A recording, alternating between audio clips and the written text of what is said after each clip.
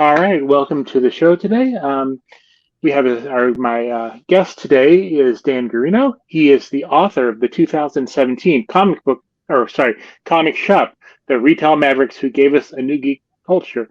And this was one of the books that I listened to. I think one of my friends in one of the comic book groups I used to be in mentioned this, and this person was a comic book owner himself, and so he mentioned this. And then when I saw it was on Audible, I figured I would check it out, and I really enjoyed it and really found it interesting. And then I contacted Dan to see if he would be interested to come on and talk about it, and he said yes. So without further me talking and doing stuff, let's bring him in and find out about the book.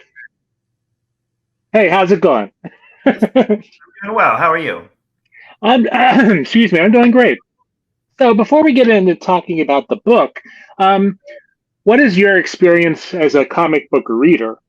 Um, yeah, Well, I'm do going to you? spare you the 7-day version of that because I could go on forever. But so I would say that a lot of my really early comic book reading, I must have picked up some of like the toy adaptation comics like Transformers and G.I. Joe.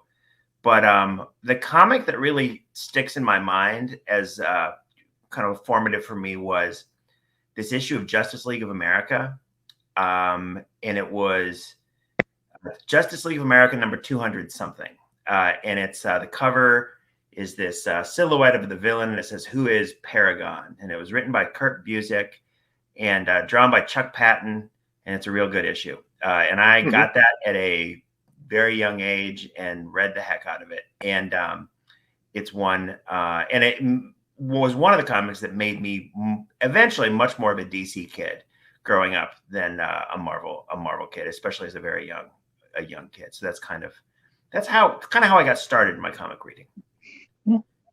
And so, what I mean, this is as I was kind of saying, this is a very different type of comic book, book because a lot of you read like the history of I've talked to people about the seduction of the innocent, the Mhm. Frederick Wertham, and there's tons of books on like the history of different companies, but this is the first one to kind of look at the direct market and its evolution. So, kind of what inspired that, for you to kind of look into this? So I found the history of the direct market just really interesting. And when and kind of just to take a couple steps back, what is the direct market? The direct market is like an industry term that refers to the distribution model used by comic specialty shops. And it's a model that in its current form, distributing kind of mainstream comics goes back to 1973. And there are other direct distribution of other things that started at other points. But for kind of mainstream comics, it was 1973. And the fact that a comic book shop owner could buy their stuff directly, where they were as opposed to going through this intermediary of wholesalers, that were also selling newspapers, magazines, and all this stuff for which comics were not super important, made it so that it just changed the economics of comic shops, and it changed, and it created this opportunity for there to be comic shops in a way that didn't really exist before. Mm-hmm. So so whenever any of us who have gone to a comic shop, we're seeing the direct market in action. We're in the direct market. But okay, so how did it get to be this way? So if you want to find out how it got to be this way, there aren't that many resources out there that'll answer that question. There was a really good story in the Comics Journal. I think it's a couple decades ago now, that Michael Dean wrote. That's a really nice kind of short history of the direct market. There's a couple other things that were written in other places that, but I wanted to basically write something that would answer my questions and also answer the question of why did this work? Because if there's one thing that anyone who's familiar with the business of comics and the business of comics retail is, it always seems like it's about, a half step away from complete failure.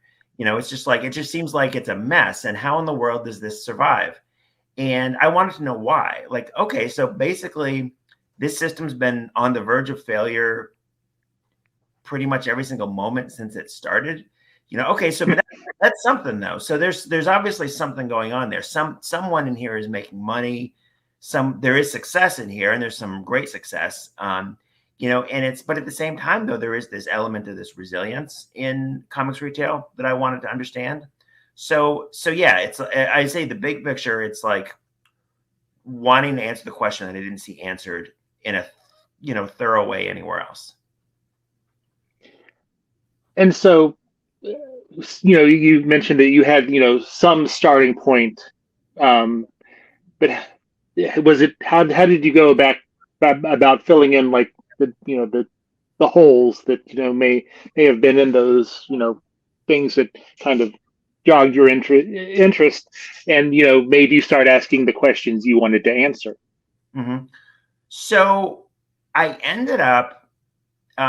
So the book is structured in a way where it's like kind of a year in the life of the present day market, and then there's this other narrative which is the kind of origins of the business, and the two are I'm kind of going back and forth between those two. And in kind of the historical kind of the history of the business, I found that stuff on the very early years ended up taking a lot more time and energy than I thought it would. I was expecting, because there's just so much going on, and also just the research in that stuff was so much more difficult because there were fewer sources. There's just fewer, there was not media covering a lot of the stuff that was happening back then, not any sort of substantial media. And I found that, say from, 1973 to like maybe 1980 or so, there's a tremendous amount of activity and churn and all kinds of stuff happening. And it's just fascinating. And a lot of the original players are still around. And then you hit this point where in the 1980s where things kind of come together. And, I call this the heyday.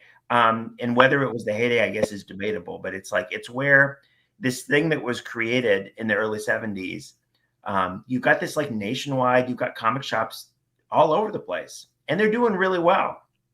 There were periodic busts in which some retailers got themselves in trouble by overspending or overinvesting or opening up a second location when they shouldn't have.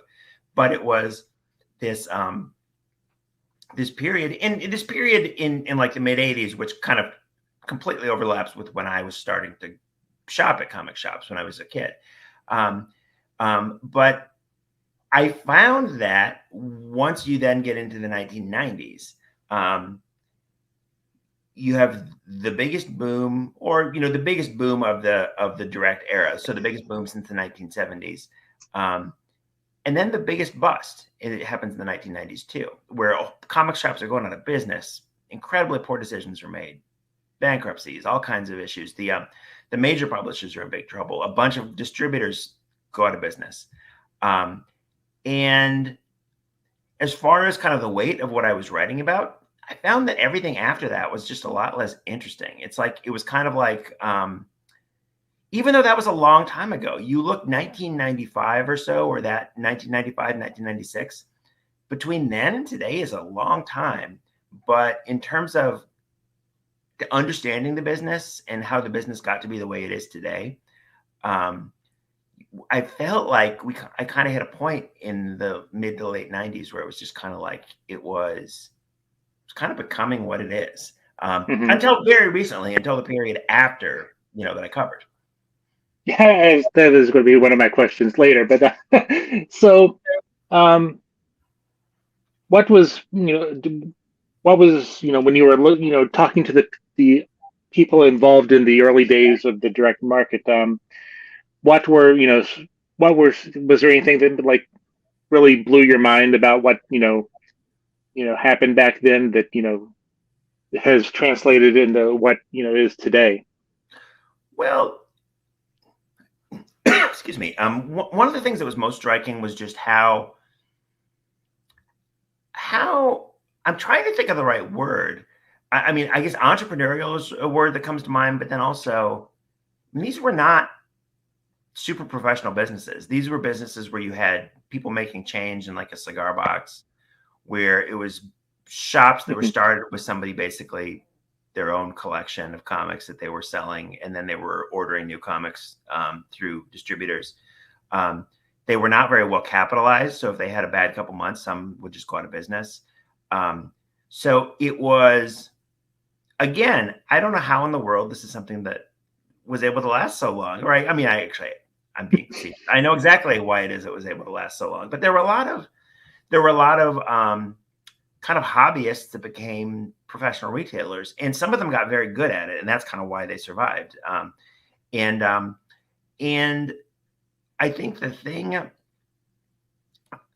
that helped shape the way it is today, and the thing that helped to shape the shops that are the most successful, I mean, a lot of this is pretty basic retail stuff, but it's those that manage to make connections with their customers, those that manage to find a customer base, those that manage to, like, you know, a comic shop in, I don't know, Jackson, Mississippi is going to be different than a comic shop in Des Moines, Iowa, where I grew up, or in Los Angeles, or in wherever, you know. And it's so a successful shop is going to find out what its customers want, and is going to give it to them, and is going to be good at suggesting other things that they might want based on what they already want, get them to get more stuff, and get them to bring their friends, and expand the audience. And, you know, and it's and if you talk to retailers from the early days, one of them, you know, one of the best interview subjects in this project was Jim Hanley of Jim Hanley's Universe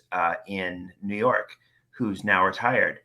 And he would talk about how this is exactly how you did it. You know, if somebody asks for something and you didn't have it, you know, that was like they were sending you a message. They were like basically saying, you know, I want to get this at your store. I would purchase this at your store if only you had it. You know, and it's a matter of kind of listening to people and not necessarily judging them based on what their tastes are, but finding out what they like and giving it to them. And there are also, you know, when you hear about this idea of specialty retailers as tastemakers, I mean, some of that is just saying this is the great new thing that came out and you all should get it. But more deeper than that, though, it's finding the great new thing and knowing that of all of your customers, there's like these 15 customers for whom it's perfect for them, and selling it to them and not selling it to everybody, because it's like, you know, and the thing is the kind of effect of retailers as tastemakers is really about knowing who your customers are and what they like. And that's true for any retail business. Mm-hmm. Comic shops are small businesses, though, you know, that often depend on a small number of regulars, or not. When I say a small number of regulars, that could, you know, the number varies a lot depending on how big the store it is and where it is. But yeah, that's kind of the secret is you develop this bond with the customers and you become good at giving them what they want.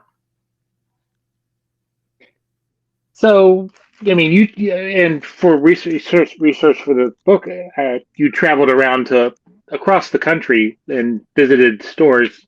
I know there's at least in the audio book that I listened to, there's the last section is just kind of your experiences at the different stores. I'm not asking you to pick a favorite one, but you've kind of alluded to, you know, the common factors that, you know, they all have. What was that experience like, you know, going to those, you know, seeing how the different stores, you know, market themselves and, you know, interact. I guess I would interact with their customers because I go to two different stores, and, you know, the experience totally different at both places. Yeah. So it was really interesting. Like, for example, Portland, Oregon is a great comics town. There's a lot of comics creators that live there. It is a great comics retail town too. And when I was out there, This is before Books with Pictures opened, which opened soon after I was there. But I went to Excalibur Comics, and I also went to Floating World, were two of the shops that I featured in the book. And you would have a hard time finding two shops that are more different, but they were both really good at what they were doing. Mm-hmm. Excalibur, very much an old school kind of store. I believe the bulk of the square footage is back issues, and a great back issue selection, a deep back issue selection. I got some cool back issues while I was there. And also this very almost family atmosphere. It's just the people know all the customers, and it's like just a really warm vibe. And Floating World is also a warm vibe, but it's the clientele was younger. The whole setup was a lot more, it's like, you hear the word curated a lot in retail, but it was a very kind of curated setup in terms of like, we're setting out these books on this table, that are our strongest recommendations. And it was, I would say, a little bit more thoughtfully set up, and also had a lot more of like an independent comics flavor in terms of what they were selling. They're also a publisher, and it's at Floating World, there were a bunch of things I couldn't get anywhere, that I hadn't seen anywhere. It was like this store is a destination. They had Mobius trading cards, which I was just floored by, and I bought a couple packs of. And it's not a new thing. It's like some old thing they just bought a bunch of boxes of from back in the day. But at the same time, Excalibur had stuff I couldn't get.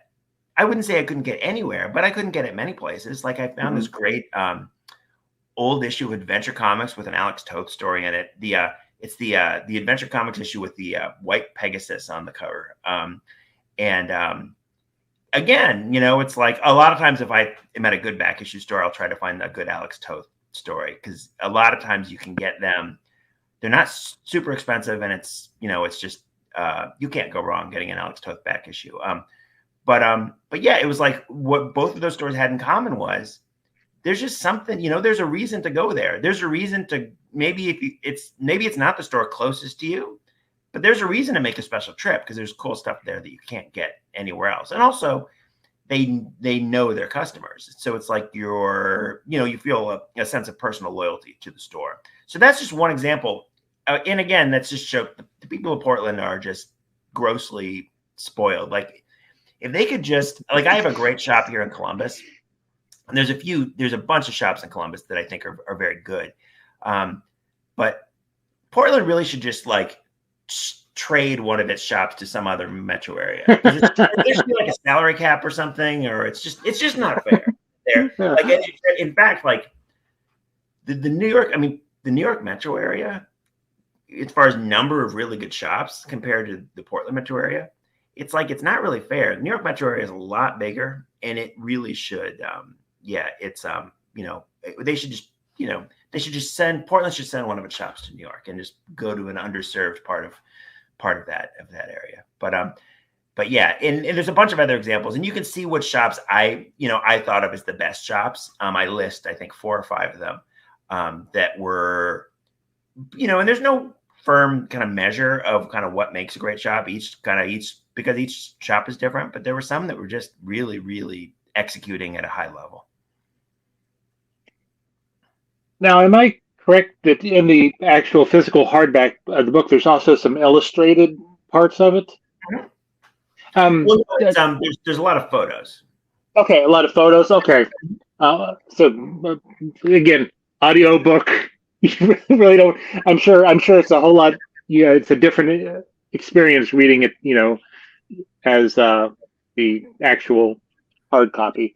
But so I know the book was written in 2017, and since then there's been a couple major events that kind of have reshaped the comic book industry and the way things are done. I mean, I was trying to figure out. I don't think like the crowdfunding sites back then were as big as they are now, or You know, we've with the changes in with the distributors.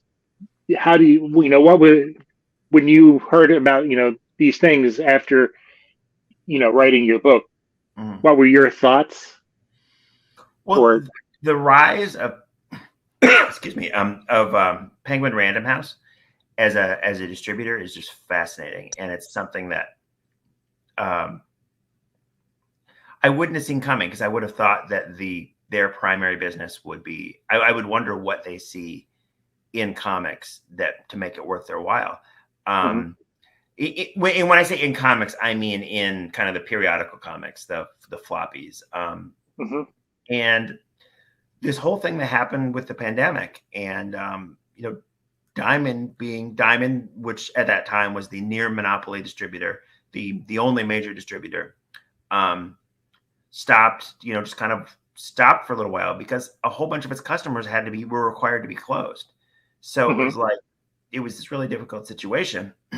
And then you saw these other distributors then pop up all of a sudden, and it was it's been the greatest change in the business in since the mid 90s.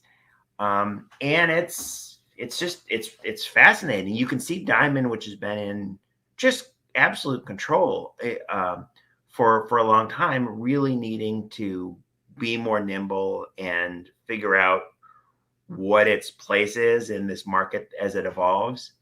And also just kind of how it's, Penguin Random House has now been doing this for a little while, so you can kind of see how they're doing. I mean, initially there were just so many complaints about how just that they were having a lot of issues with order quality and damage and stuff. But it is in a lot of ways it's a more dynamic market now than it was, with actual competition. But sales of monthly comics are continue to go down as this market shifts to being more of a book market, where people are buying things um, things that have a spine, like something that collects like 5 floppy mhm, comics in a book, or things that are direct to book. And for like my kids, that's all that they read. They don't read mhm. comics. They're reading the comics that they read are in book form. And I just wonder, so much of the economics of comic shops is about selling those periodical comics and about having this kind of you go to the store every week or close to it habit. And you get to a point where the sales of some of these monthly comics get to be so low. Um, the reaction of the publishers has been just to raise prices, but eventually it just gets to be ridiculous. How high can you charge for a single issue of a comic book? But yeah, it's this period of great change, and we're still in it. It's difficult. It's difficult when you're in the middle of a period of change to be able to speak authoritatively about Yeah. what it meant. And but yeah, it is one of those things. Whatever this business looks like in 20 years, people will be looking back at this time and saying, "Oh yeah, that's where whatever." That's where things started to take shape. And I should also say, when I was working on my book, I was thinking, and it kind of shows how the premise of something doesn't necessarily survive the execution of it. But my premise was, I really felt like the direct market was in trouble then. I thought that this whole distribution system and the economics that underlie comic shops were in big trouble. Mhm, Because both Marvel and DC, the two biggest publishers, were having all kinds of problems. Their publishing output was just not great. A lot of it was not great. Their sales were down. They had alienated a lot of their customers. They had alienated a lot of the retailers. And I felt like I would be working on this project at a time when the market was, I guess dying is the right word, or it's just kind of like, or kind of entering a new phase where it's smaller. But yeah, what I found in working on this is that a lot of these retailers are impervious to, no matter what dumb thing the publishers do, no matter what the distributors do to make life difficult for the shops. It's like so many of these retailers just find a way to, they just, they they make it through by, and the thing is, when you talk to them, especially the ones who have been around a long time, they'll tell you, well, yeah, that does kind of look like we were in a rough patch as an industry then, but there was a rough patch this year and this year and this year and this, and the real veterans can point to, 5 crises or something like that, where things looked really bad. Well, I know one of the shops, that I go to has been around since 1985, and the shop is set up in a way that they diversify. They have, they have the new comics, but they also have a good supply of back issues, and plus they have the other, other things that they kind of need to, have, like, let's say Pokemon and stuff like that, to kind of bring people in, keep money coming in. So I mean, yeah, I mean, I agree. Comic shops, or comic shop owners, the good ones will adapt to any changes and find a way. Yeah. I think when the book was initially written, one of the big concerns was the digital,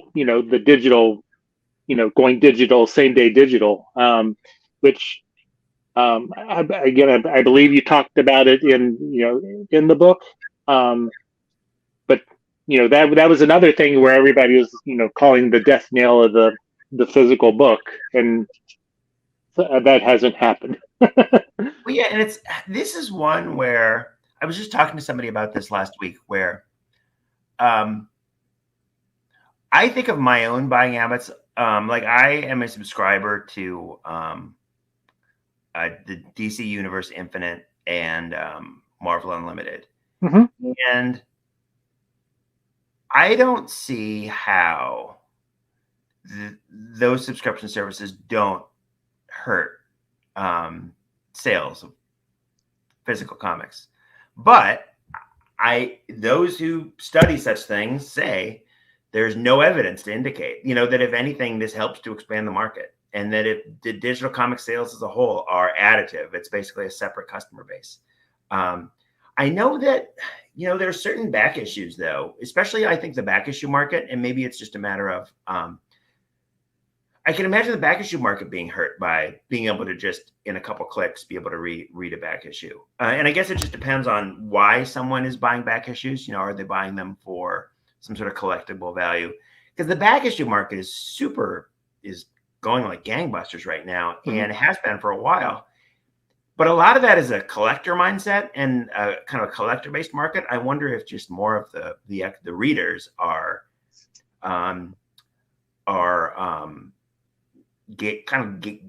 reading stuff digitally for back issues, as opposed to paying $30 for a back issue that you can just get as part of the subscription.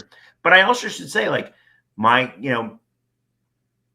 one way to a source of peril in trying to do any sort of journalism on stuff like this is to take an anecdote, like the anecdote I just told about about subscribing to these services and it potentially affecting my own back issue buying.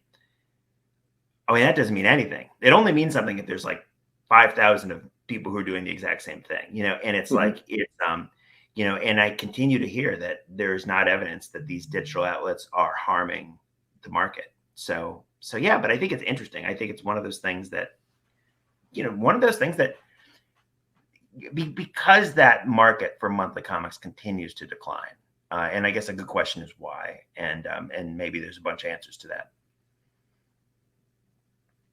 So, I mean, as we mentioned before, we're kind of in the middle of another transition in the market. Have you been maybe playing with the thought of, once things kind of take shape and start solidifying, to maybe do like a follow-up to the book, or so I should say, yeah, I mean, I've thought of doing other writing about kind of the business of comics. And I don't know if this current situation that we're in, the moment that we're in, it's like, I don't know if that's a book. I almost feel like that's that's an article. Chapter. Yeah. And, but also it kind of depends on what it leads to. You know, what era does this, because I'm pretty convinced that the best comic shops are not going away, that Marvel and DC could fail. All the distributors could fail. I mean, other companies would spring up to provide services for these, you know, the most effective retailers. And they've shown that they're the kind of strong link in this chain, not those other, you know, entities that are providing the things that they sell. But yeah, it will be interesting, because I wonder, so many shops just devote, or so, you know, unless they were started in the last few years, they're just, so much of it is this idea of the pamphlet, or the periodical. And once that's, I would think there has to be a point really soon where there's just a lot fewer of those being sold. But yeah, it's now, of course, people have been predicting the end of the periodical comic for a while too. So yeah. Yeah. I mean, even going back to the, you know, post, you know, comic code and all that, it's the comic book has always been on death's doorstep. Yeah. So to kind of, you know, wrap things up, because I know you're busy, what do you hope people take away from your book? I hope that, first of all, I hope that they see a bunch of cool comic shops and they think, man, I should go check that place out if I'm in this, you know, a city. You know, and I know a lot of people just do this anyway, but yeah, like, what are the good comic shops in that area? You know, I hope that when someone's, yeah. Well, when I interviewed for my job up here in New York, I'm originally from West Virginia.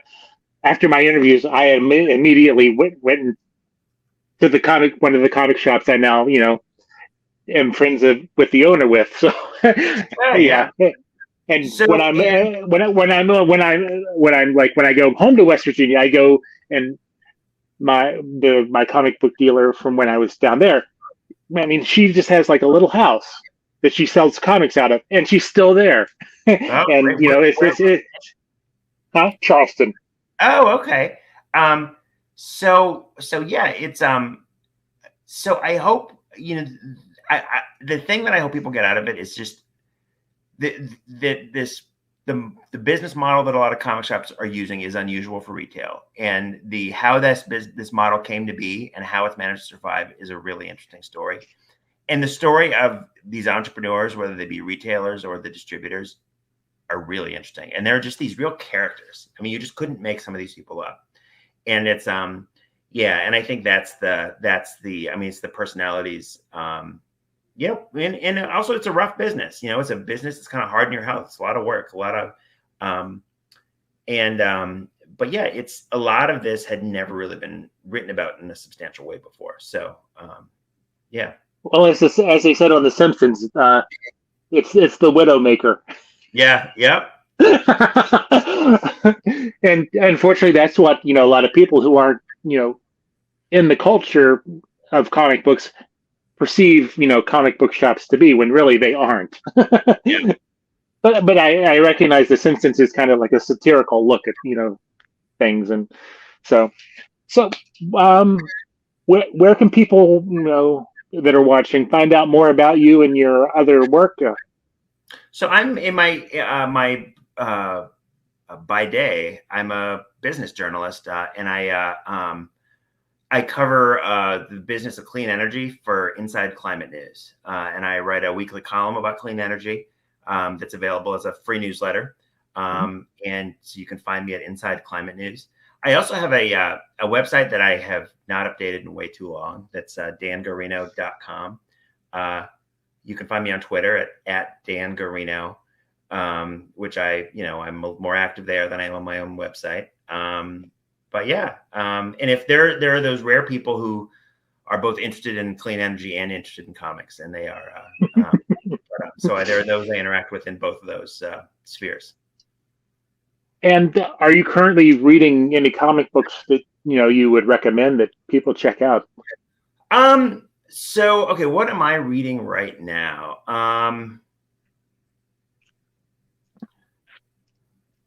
A lot of the stuff I really enjoy the kind of Hellboy adjacent stuff. Mm-hmm. So I pick up that, but actually I'm not really buying that much new stuff lately. Mm-hmm. Um, That's fair. yeah, so a lot of the Same stuff here. I've been reading, I have 2 elementary school age kids, and we've read together the Don Rosa, Carl Bart, or Don Rosa, Donald Duck, and Uncle Scrooge comics, which are amazing. There's a great 10-volume series, Don Rosa comics from Fantagraphics. We've read all of those. A lot of great, particularly French language material is available in English in the last few years, or just European comics in general. I shouldn't limit it just to French language. Like I've really enjoyed a couple of the books, also Fantagraphics, by Paco Roca, who's a Spanish cartoonist, but yeah, it's like in terms of the both quantity and quality of comics, I feel like it's about as good as it's ever gotten. I mean, the business is a mess, but we're at this real creative, the sheer variety of stuff, both new stuff and also the access to the really good old stuff. Mm-hmm. So you talked about reading to your kids. My son is 6 years old and he really loves Sonic the Hedgehog. So my older brother got him like the bound hardcover collections of the first 2 volumes, and then we're reading. We'll read some of the other series. And so much to my wife's dismay, I'm trying to get him into comics. Oh yeah. Yep. All right. Well, I want to thank you for taking the time to chat, and I encourage people to check out the book, either the actual hard copy or even the Audible book was enjoyable and very informative, and it was a nice listen. So I want to thank you, and it's, even though it's 5 years later, I mean 6 years later. I don't know. I'm not very good with math, but but I want to thank you, and anytime that you would want to come back and talk a little bit more about that, then we'd love to have you. Okay, great. Yeah, thanks. All right. Well, thank you very much, and enjoy the rest of your day. Mm-hmm. All right. Thank you.